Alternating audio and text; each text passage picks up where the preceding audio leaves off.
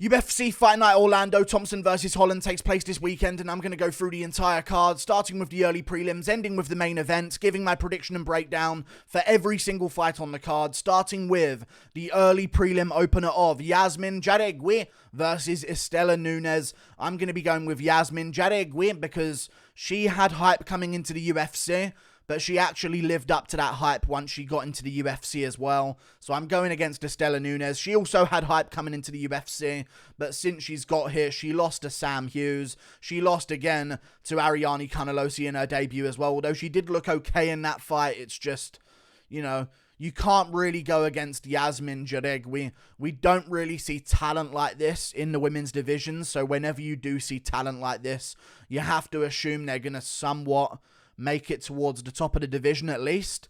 So, yeah, I'm going to be going with Yazmin Juaregui here. I reckon she'll get this one done, and I reckon she'll win this one by decision. So I think her by decision is a very good call. She has a bunch of hype behind her. She's only 23 years of age as well, so there's a bunch of time for her to improve and make improvements. And also now she's gotten off those octagon jitters, she can get in there again. And you've got Istela Nunes fighting for her career. There's going to be a ton of pressure on her to win this one, because if she loses, she's 30 years of age. She'll be 6-4. She'll be on a 3-fight losing streak in the women's strawweight division. She'll have to leave the sport. So I'm going to have to go with Yazmin Juaregui here. I reckon she's got a massive chance of winning, and she's probably a lock of the card. Moving on. Up the card, Marcelo Rojo versus Francis Marshall. Francis Marshall. The Fire Marshall. Great nickname. And it's almost tempted me enough to pick him to win this fight. But I am going to go with Marcelo Rojo as an underdog here. I am. I've been swayed by Marcelo Rojo here because I truly believe we haven't actually seen the full potential of Marcelo Rojo. He showed up against Kyler Phillips after having a bunch of fights removed, and he had to pull out of a few fights, and his opponent pulled out a couple of times as well. He was supposed to fight Kevin Kroom in August of 2021. That got cancelled. Then he was supposed to fight Jonathan Martinez in September. That got cancelled. Then he was supposed to fight Daniel Santos in October. That got cancelled. Then he got sort of hurried in to a Kyler Phillips bout and went to the third round until he got submitted. Even he was supposed to fight someone else. Raoni Barcelos got pulled out of that fight, and then they sort of like shooed him in against Charles Jourdain, and that was on like short notice for him, and yeah, he ended up losing that one by third round TKO, but he was actually starting to do pretty well against Charles Jourdain in that fight. I just don't think we've seen the full potential of Marcelo Rojo, and I think he's actually a really dangerous guy when you do give him a full camp and you do give him a really solid chance. And Francis Marshall, listen, he's 6-0, he's an upcoming contender. He looked good on the Contender Series, he used grappling as the fight went on, got a bunch of takedowns, looked really good on the feet as well, kept the pressure up as the fight went on, showed good cardio, so I do believe he's good. But he beat a 4-0 guy in his debut, but since then, 0-0, 3-2, 24-30, 7-6, got on the Contender Series, beat a 5-0 guy. Sure, he did quite well at the start of his career, but like, I don't really care about that, to be honest with you. How good do you look against a Kyler Phillips? How good do you look against like a Charles Jourdain on short notice? Marcelo Rojo is a tough guy. He's a dangerous guy from the regional scene. I reckon he'll get this one done. I reckon he will get this one done over Francis Marshall, and I can see like a second round TKO, first round TKO for him. I think he's going to shine, look good, trains with a great team. I reckon he gets it done. Moving on in a big upset as well to start off the card. We move on. Natan Levy versus Genaro Valdez. Man. Natan Levy's not good, but neither is Genaro Valdez. But at the same time, Matt Frivola just finished Otman Azoatar in the first round. So what are we going to go with here? The problem with Natan Levy is he has no like physical gifts. You know, he's beaten a couple of cans by finish in his career, and, you know, he got a win by finish on the Contender Series as well, but I just think he's very green, and Mike Breeden is not a good fighter, and he made it a tough fight against him. So I feel like I'm going to have to go with 79% of people on Tapology are picking Natan Levy to win this fight. I don't know about that. I really don't know about that. It's a really tough fight to call here. Maybe because he has a bit of a grappling advantage and stuff like that. Maybe that's what they're sort of like leaning towards. But in terms of physicality, you've got to lean towards Genaro Valdez. He's a bigger guy for the division as well. He's got more experience. He beat a 9-1 guy on the Contender Series and finished him in the second round, who was a dangerous guy himself. And he showed that he can grit down and get things done when they get scrappy. I feel like this fight's going to get scrappy. And I think Genaro Valdez is going to pull through and get it done. So I'm actually going to trust in Genaro Valdez to get an upset on Natan Levy. I think I'm going to end up picking a lot of underdogs this card, by the way. I've got a few more of them up the card as well. So I'm going with Genaro Valdez getting this one done. I think the odds makers have made a mistake. Natan Levy, Mike Breeden should not be that much of an issue for you. I'm going with Genaro Valdez. It'll get scrappy. Natan Levy will start getting a bit sloppy. And Valdez will start putting it on him and get him out of there by TKO in the late second or third round. We move on. Up the card, Tracy Cortez versus Amanda Ribas. I'm going with Amanda Ribas here. Tracy Cortez is good, and I have picked against her before, and she's got the job done, so credit to her. She's proved me wrong before, but I just think Amanda Ribas, like, she's coming off of a fight where she arguably could have beaten Katlyn Chookagian in, like, one of her first fights back in the flyweight division after a while, so... You know, she's going to be more acclimated to the division of 125 pounds. She was supposed to be fighting Michelle Waterson at strawweight, and she moved up to fight Katlyn Chookagian on short notice. I think if you give her time to build herself into the flyweight division, which hopefully she's done over this time since the Chookagian bout, I think she can get the win over a girl like Tracy Cortez. Tracy Cortez just made it very close every step of the way. You know what I mean? She got the job done over Melissa Gatto by unanimous decision.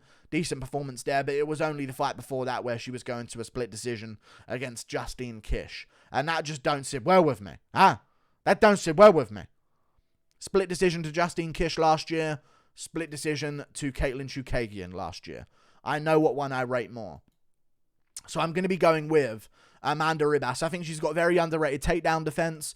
Very underrated jiu-jitsu off of her back as well, so I don't think she's going to get held down and dominated on the ground by Tracy Cortez. And on the feet, I think Ribas has a massive advantage, and I don't see much power in the hands of Tracy Cortez, so I don't see finishing ability for Tracy Cortez. She's going to have to somehow outstrike Ribas for 3 straight rounds and mix in takedowns and out-control her for 3 straight rounds. I don't see that happening. I think Amanda Ribas is going to get this one done by decision, 29-28 in a close fight. I think she's just got that little bit of an edge on the feet over Tracy Cortez. Moving on. Up the card, Darren Elkins versus Jonathan Pearce. I'm going to be going with Jonathan Pearce. I think, again, this is one of the locks of the card. Elkins don't got it no more. And maybe he proves me wrong. And maybe he gets it done. But I just see a slower fighter. You know when you can kind of tell now that Dan Hooker's a little bit slower than he was in his prime? I'm seeing that with Darren Elkins, but I saw it long ago, and there's another stage to it now. You know what I mean? I started to see him slow down. Like, even in, like, the Michael Johnson fight where he won, because Michael Johnson will beat Ngannou one day and lose to Darren Elkins the next day. But I saw him, like, start to slow down, even against Masad Bektic. He looked really slow and out of his prime. And then recently, there's been, like, another drop-off of his speed. You know, around the Darrick Minner fight. I know he won that one, but still he looked a lot slower there. Same with the Eduardo Grigori fight. And he just seems to have dipped off a little bit. He got finished by Cub Swanson, beat Tristan Connolly in a close fight. Jonathan Pearce ain't Tristan Connolly. He ain't Darrick Minner. He ain't Eduardo Grigori. This guy's a tough guy in his own right that could go on to become something in the division. 30 years of age, trains at a good gym. Big guy for the division as well. 6 foot tall, probably 5'11", let's be real, for the featherweight division. And, yeah, he's coming off a big win over Makwan Amirkhani, where he just melted him. He just melted Makwan Amirkhani. He melted Omar Morales, melted Kai Kamaka III, melted Christian Rodriguez. I think he's going to put together this momentum, and it's going to let him win this one. Elkins normally wins fights by out-hustling people. He ain't out-hustling Jonathan Pearce. Jonathan Pearce is a pace setter. He's got that cardio grind. I think he wins this one by dominant decision. 30-27, maybe a late rounds TKO, who knows. We move on. Up the card to another fight. Michael Johnson versus Marc Diakiese. I'm going with Marc Diakiese here. If he was to stand with Michael Johnson, I think it could get kind of interesting. But then again, Diakiese's no slouch on the feet either. He looked good against Fiziev on the feet, even since people have said, you know, like he's kind of lost his stand-up spirit, which he kind of has. You know what I mean? He got pieced up on the feet a couple of times by some people, and now he's a full-time grappler. So I don't like the matchup for Michael Johnson, knowing that Diakiese has been able to completely ragdoll his last few opponents and look good in the process as well. It's not even like he's unskillfully out-grappling them. I know he's making it very boring, but the takedowns that he's getting are good takedowns. You can tell this guy has put work into his grappling, and he's doing it very technically. So it is boring. Don't get me wrong. It's very boring. I just don't see Johnson being explosive enough early to land something and finish him. And I see eventually Marc Diakiese getting that takedown. And I think the more he gets the takedown... I know Michael Johnson ain't drilling takedown defense the way he was in his prime. Like, no matter what you say about Michael Johnson, you know, fair play, he could have maybe beat Jamie Mullarkey in his last fight. You know, he looked good against Alan Patrick as well. But Clay Guida was taking him down and out-hustling him, you know what I mean? Like, it's... I know he ain't taking it seriously. I just know if it comes push to shove... Marc Diakiese is trained twice as hard, especially in the grappling department leading up to this fight. So I think it's going to be a decision win for Marc Diakiese. 30-27, dominates every round, taking down Michael Johnson and putting the crowd to sleep once again. We move on up the card. Clay Guida versus Scott Holtzman. I'm going with Scott Holtzman over Clay Guida. I think Scott Holtzman's big, dangerous. Clay Guida's good, but he's just being a bit too Clay Guida. He's 40 years of age. I know Holtzman's up there in age as well, but he's a big dude for the division and a powerhouse for the division as well.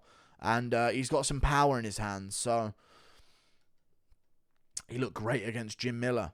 You know, he looked really good against Jim Miller. He beat Alan Patrick himself.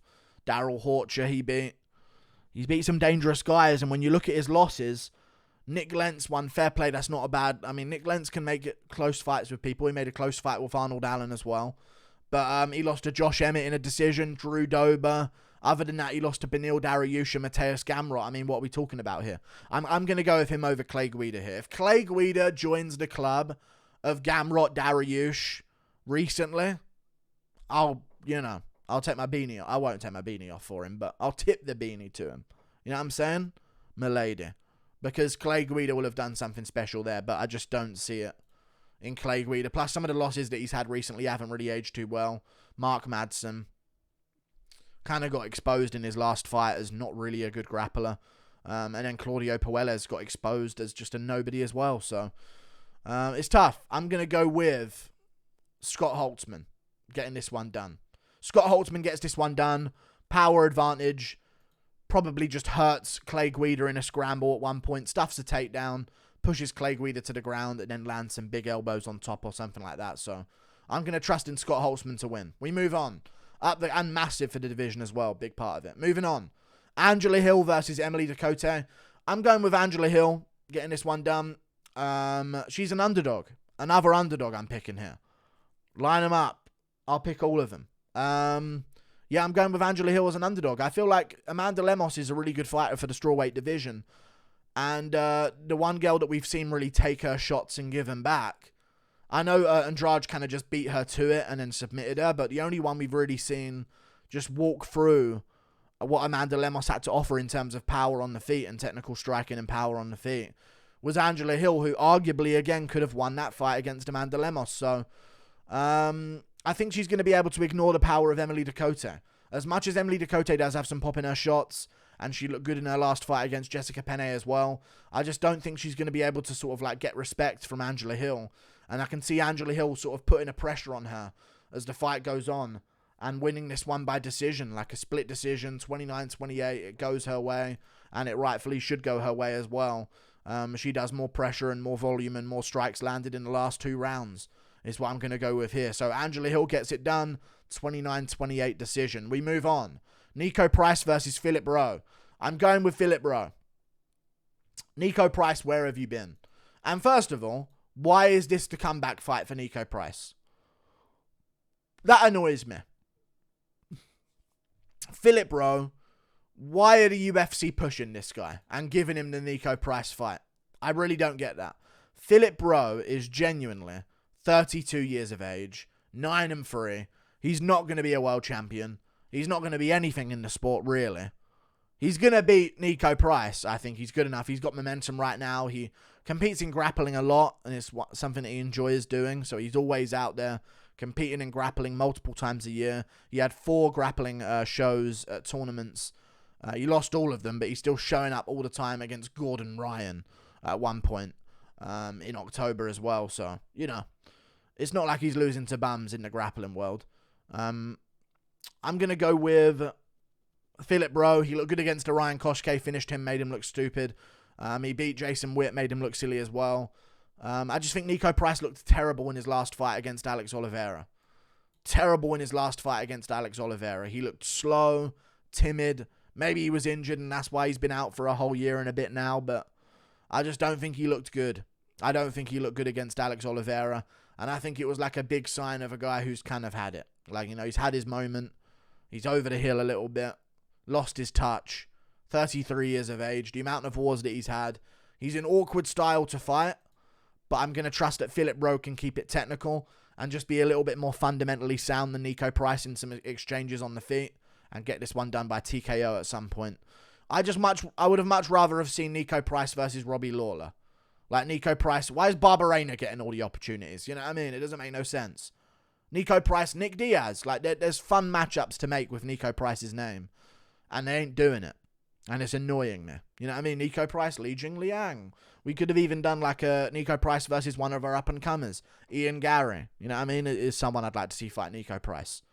But they're giving him Philip Rowe. So, who knows? Maybe the winner of this will be next for like a Jack Della Maddalena or an Ian Gary or something at some point next year. But I'm going to go with Philip Rowe getting this one done by TKO. We move on up the card to another fight, which is Eric Anders versus Kyle Dorcas. I'm going to go with Kyle Dorcas is what I'm going to go with. I reckon he gets this one done. I do. Eric Anders losing his touch. Seems to be a theme on this card.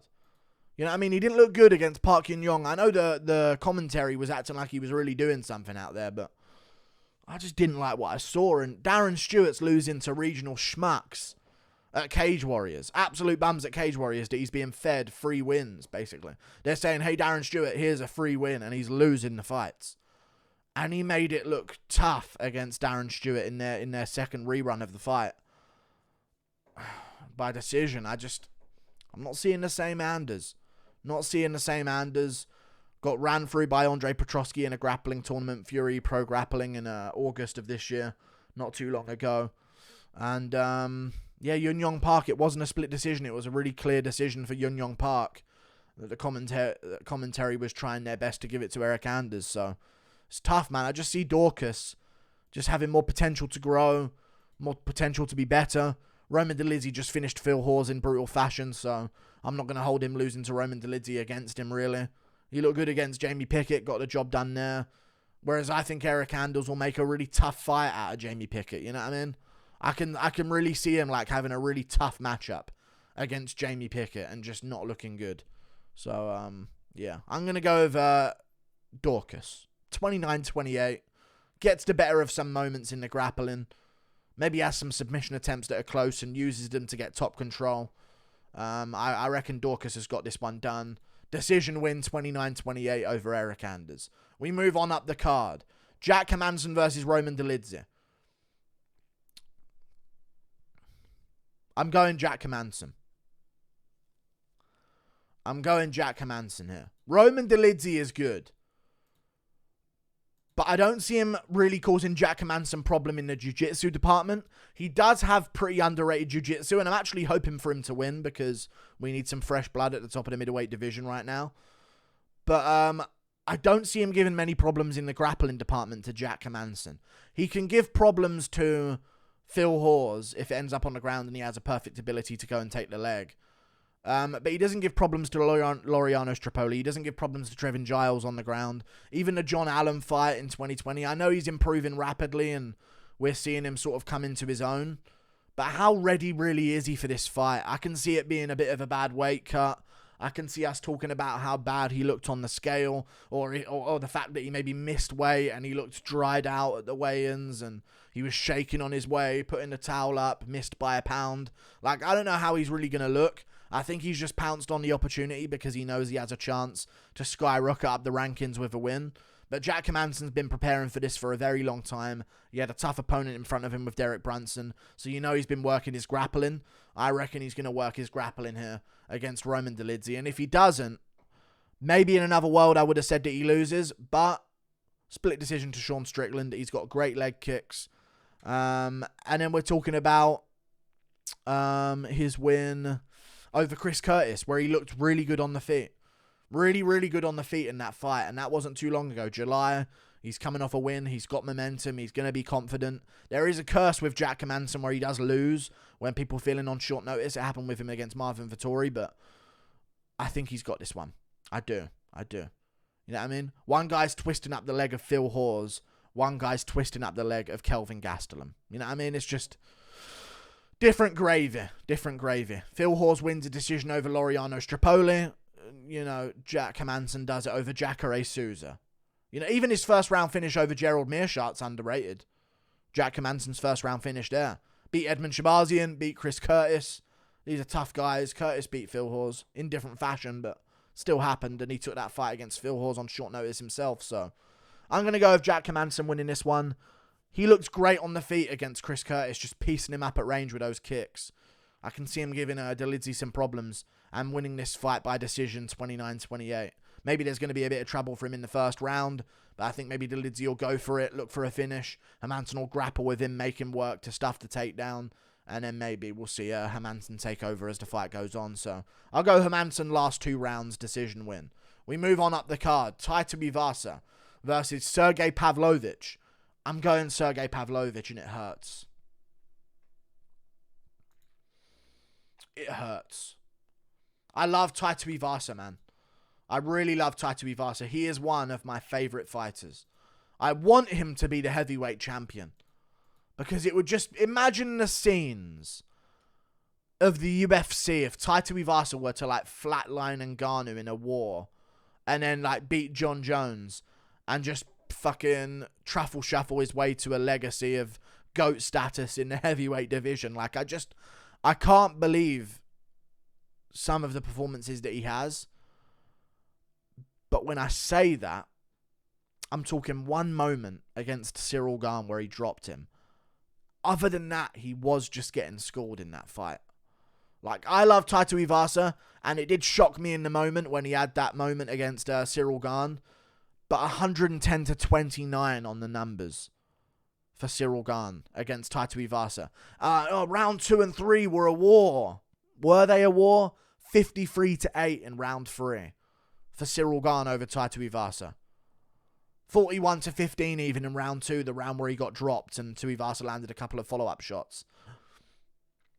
Cyril Gane's good. And maybe, you know, the toughness of Tai Tuivasa was on display.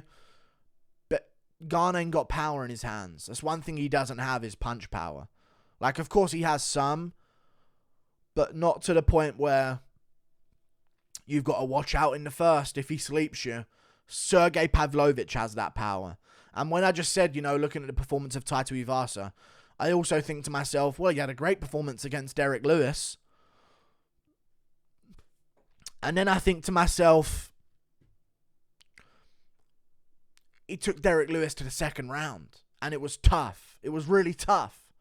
And he lost the first round. You know what I mean? And he was getting thrown around a bit. And he's lucky he didn't get KO'd in that fight as well. And it was a really tough battle for him. And then I look towards Sergey Pavlovich. And listen, say what you want about the stoppage. If the referee didn't jump in, he's just going to be continuing to blast out Derek Lewis in the first round. Under a minute, he finishes Derek Lewis. First round, he finishes Shamil Abdurakhimov on the feet. He's got real momentum right now. This will be his 3rd win in 2022 if he can pull this one off. He's been active, fought in March, fought in July. Now he's back in December to get another win, he hopes. And when you're looking at Tai Tuivasa, the damage that he took against Cyril Gane, if I was managing a fighter, you know how long I'd tell him to take off? Considering all things, Tai Tuivasa, 29 years of age. You know what I mean? For a heavyweight, you're going to be going to your like 36 at least. 29 years of age. Very, very young for a heavyweight. Got a bunch of time ahead of him. just had a fight of the night performance against Cyril Gane where he got a 50k bonus and got paid as well. He fought twice in 2022. He's not poor. I'd say, you know what, Ty? Let's wait until bare minimum the Australia card in February. And even then I'd be like, do we even fight on that Perth card? Do we fight on that Perth card? That's what I'd be questioning. I wouldn't be thinking, can we get a fight in before the Perth card? This is 3 months later. I just see this as a decision that's been made. Dude, he took so much damage against Cyril Gane and he's back. He got KO'd in the end of that fight, but in the start few moments of that fight in round 2 and round 3, he took so much damage. Like, he probably wasn't been able to train again properly until like a month and a half after that fight was over, so he's headed straight back into a training camp. I don't like this for Tuivasa. I think this is going to be a decision we look back on and say, what if he took the time off? Maybe he could have been something. He's going to give Pavlovich problems with the calf kicks early, but I think Pavlovich is just going to land a big shot down the pipe on him. He's so good at landing those shots. And Tuivasa does overswing and miss. And we saw Greg Hardy capitalize on that. And I don't see Pavlovich getting reckless if he lands a big shot on Ty. He tucks up the uppercuts as guys are hunching over on him. So, yeah, I'm going to go with Pavlovich. Way longer reach as well, if I'm not mistaken. Way longer reach. If they're trading back and forth, 75-inch reach for Tai Tuivasa, 84 for Pavlovich at 6'3". Highest ape index in the UFC. Crazy. We move on up the card. I've got Pavlovich, round 1 TKO. Matheus Nicolau versus Matt Schnell. I'm going to go Matheus Nicolau. I think he's pretty underrated, to be honest with you. I've been watching a lot of his fights recently for this because, you know, I'm aware of him, but I don't pay attention too much when he fights because they're a bit snoozy. You know what I'm saying? But when you look at the last few wins that he has, listen, Matt Schnell has some good wins in his recent fights, but he's taken a lot of damage and he's like pulling it out the bag. You know? Ducote, 1 win streak. Wow. And he was losing the whole fight, and it was just because Ducote couldn't put him away for some bizarre reason. Even though he had him finished on like 5 different occasions. Split decision to Tyson Nam. Decision loss to Rodrigo Bontorin. Lost to Brandon Royval in the first round and got choked out there. I just don't like that, but because Matheus Nicolau unanimous decision David Dvorak. Unanimous decision Tim Elliott. Split decision Manel Cap. Robbery, but still close fight with Manel Cap. I think those guys are way higher level fighters than Matt Schnell is. I really do. David Dvorak's a beast. 20-3 at the time. Tim Elliott can beat a Tagir Lembekov. Like, he's a good fighter. So to clearly beat him, it takes something. I'm going to go with Matheus Nicolau, plus he's young, as far as I'm aware. 29 years of age. So it's not like we're looking at a guy who's been around with his 18-2 record and he's 34 at flyweight. No, this is a young guy, got all the potential, and showed a decent amount of power. I believe he hurt David Dvorak in their fight. I remember watching it back and seeing that he rocked him and hurt him at one point. So, although Matt Schnell's got a bit of a reach advantage over him, I can see Matheus Nicolau ripping him with a body shot, maybe a headshot combo afterwards, and just being very patient early on, and then finding that finishing blow at some point in the second round. I think this is going to be a bit of a coming out party for Matheus Nicolau. We move on up the card. Rafael Dos Anjos versus Bryan Barberena. I'm going to go with Rafael Dos Anjos here over Bryan Barberena. One thing I've noticed in Bryan Barberena's game is he doesn't like when people mix it up on him. Like, in terms of not talking about grappling and striking, which RDA can do. Fair enough, RDA can do that. But he doesn't like it when people mix it up in terms of what they're attacking on him. To the legs, to the body, to the head. RDA does that very, very well. You know what I mean? When you look at some of the fights that Bryan Barberena's lost, to Jason Witt, it was just a mess of a fight. And the fact that he lost to Jason Witt gives me hope in RDA, in all honesty. If Jason Witt can take the shots of Barberena, I do believe RDA can as well. And not like RDA looked bad against Fiziev. He could have been 2-2 going into that 5th round. You know? But you look at Randy Brown, finished him. Luque finished him with combos at the end. But he was winning that fight, I get it. But the damage that he's taken in those fights, you know, got finished by Luque, then finished by Randy Brown as well. He's lost to the best of the best. Colby Covington, Leon Edwards, Vicente Luque. Randy Brown, not so much, but he's still one of the better guys outside the rankings in the welterweight division. Split decision to Matt Brown. The Lawler fight was back and forth until he poured it on in the second round and got a finish. Darian Weeks' fight was like, I'm going to go Dos Anjos here. He's the next level above, surely. What are the odds on this? The odds must be like 3-1 in favor of RDA. 5-1. Jesus. I don't know about that, but he should be a big favorite. I don't know about that much of a favorite, but yeah. I'm trusting in Dos Anjos. Mixing it up, going to the body, chopping up the leg as well. And I think Barberena's going to be in for a handful. RDA's good at finding those body shots, especially when there's not power for him to worry about. If there's power for him to worry about, he can't really get his mind clear.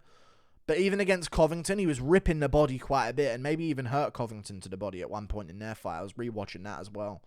But Dos Anjos can sort of like head movement through some of the moments of volume and then find those big shots in those moments as well. So I'm going to go Dos Anjos here.